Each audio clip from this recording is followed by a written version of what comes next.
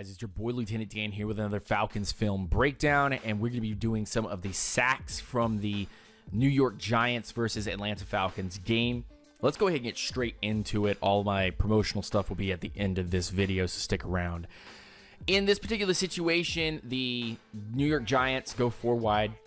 They put a tight end on the weak hand side of the line, and the Falcons coming out in their nickel look are going to have Devondre Campbell understand, hey, this is something that we can expose.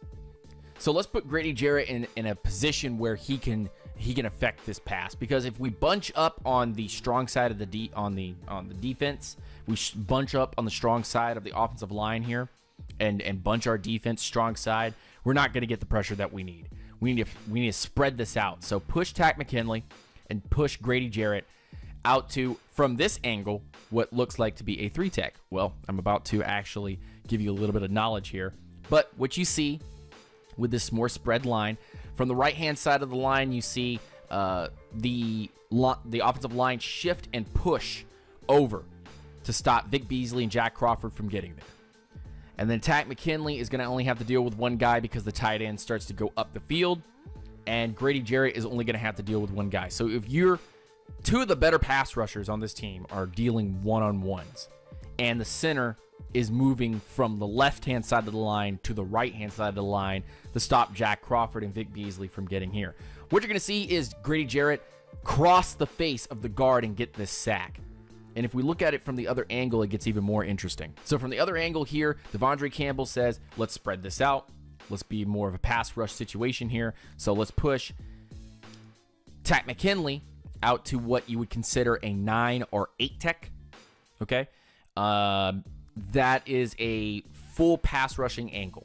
All right. And that's only usually stated when the tight end is on the edge of the line in a heavy set formation. So because the tight end is not actually blocking, this is probably considered more of a 6 or 7 tech. But because the tight end's there for prosperity's sake and for, you know, political correctness, just for correct terminology, this is a 9 tech or 8 tech. Vic Beasley's playing that 7 tech on the other side. Jack Crawford is playing right over the top of the tackle here. And then Grady Jarrett's been moved from a nose tackle position, a 0 tech, over to a 4-eye. And you don't hear that said very much from the film breakdown guys, because a 4-eye is not usually used in a defense like this unless you're wanting your linebackers to cover a gap. Okay, that's only when linebackers want to cover a gap. When a defensive of personnel wants to say, hey, our linebackers cover the A gap and the B gaps will be covered by the interior defensive tackles. That's basically what that is. And then the pass rushers come out in the C gaps or the outside. So in this, you see Grady Jarrett here at 4-eye, which is very interesting. And what this allows Grady Jarrett to do is to impose his will, because the offensive line knows that that tight end is going. The defense doesn't know that yet.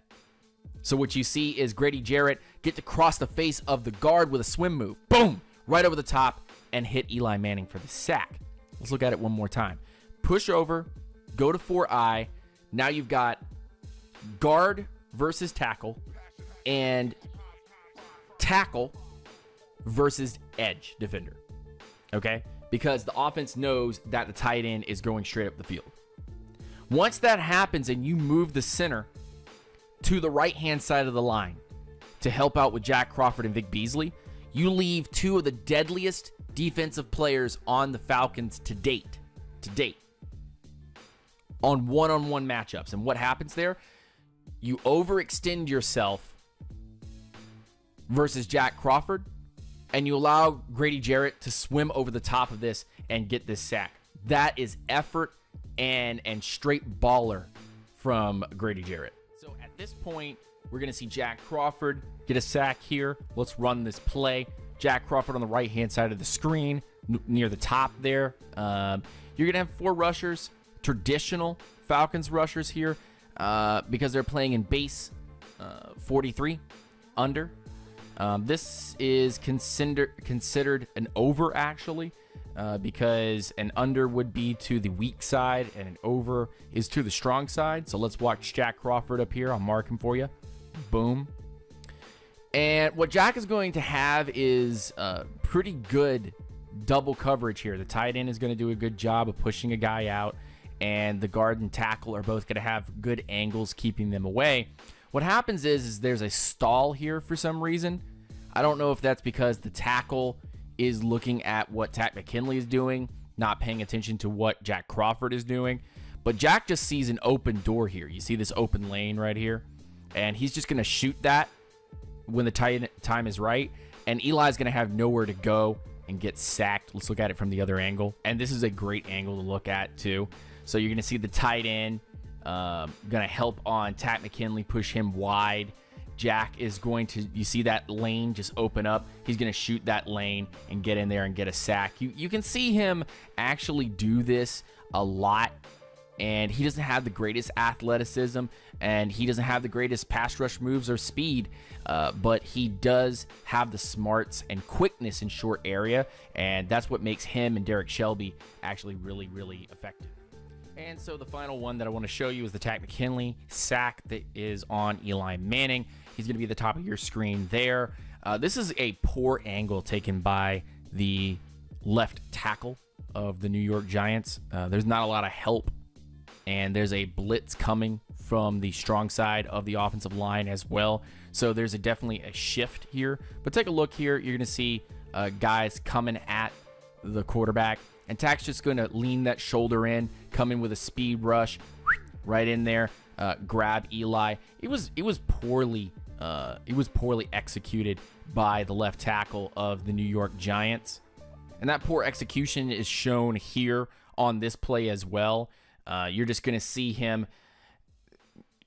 I don't know if you're trying to square up on Takk McKinley here, but the angle is taken so well that it forces the left tackle to look very odd. You can tell this is a very odd stance for this tackle as McKinley comes in and hits this.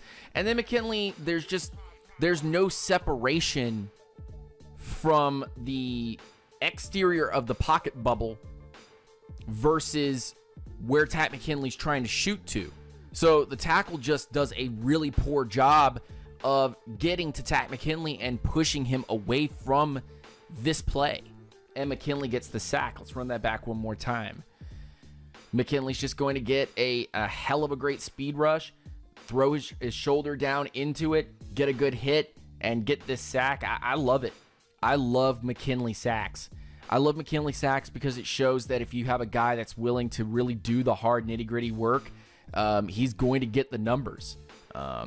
We already got him at 5.5 sacks now, and I think he'll continue to get these types of sacks with interior pressure from Grady and Crawford and bring some extra guys around the corner. I think it's just well executed. Anyway, my name is Lieutenant Dan. This was a Falcons film breakdown. Go check out our website, ungrshow.com, to go check out some of our articles from our grounders. Go hit that like button, subscribe button, notification bell to be notified of all of this stuff, and follow my channel if you really enjoyed the content.